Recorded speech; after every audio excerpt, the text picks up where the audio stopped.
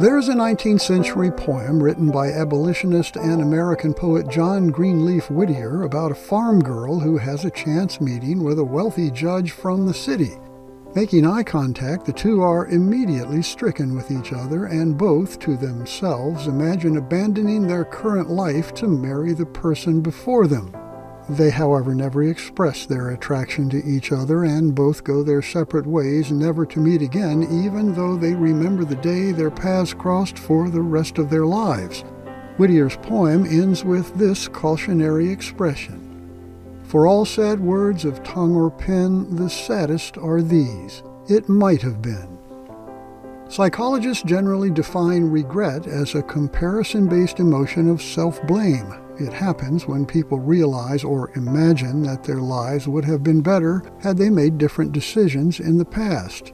Woulda, coulda, shoulda, as the saying goes. Of course, it's not always a certainty that a different decision would have resulted in a better outcome, as our imaginations often want us to believe. The truth is that some decisions were never really ours to make in the first place, which unfortunately does little to lessen the feelings of regret. Take the case of a collective regret felt by many Atlanta basketball fans in 1972. To refresh your memory, in the early 1970s, there were two professional basketball leagues in the U.S., the National Basketball Association and the American Basketball Association. You might remember the red, white, and blue basketballs used by the ABA. The Atlanta Hawks were members of the NBA in 1972, and among their standout players were Rookie of the Year and four-time NBA All-Star center Walt Bellamy, NCAA Division I leading scorer Pete Maravich, and NBA Rookie of the Year and future six-time All-Star guard and small forward Lou Hudson, a formidable trio to say the least.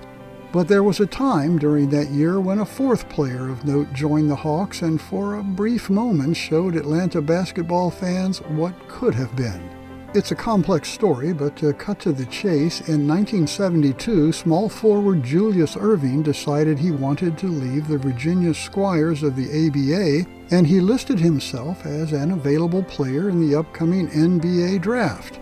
Prior to the actual draft, the Atlanta Hawks offered Erving a $2 million contract, which he accepted. Erving reported to the Hawks training camp and played in two exhibition games, both of which were won handily by the Hawks.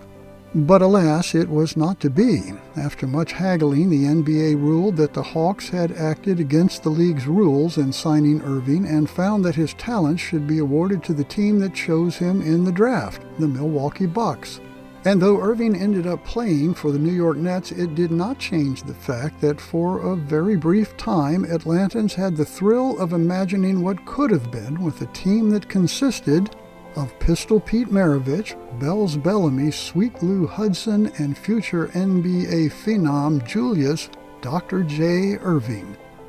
This is Lance Russell, and that is one of the stories of Atlanta.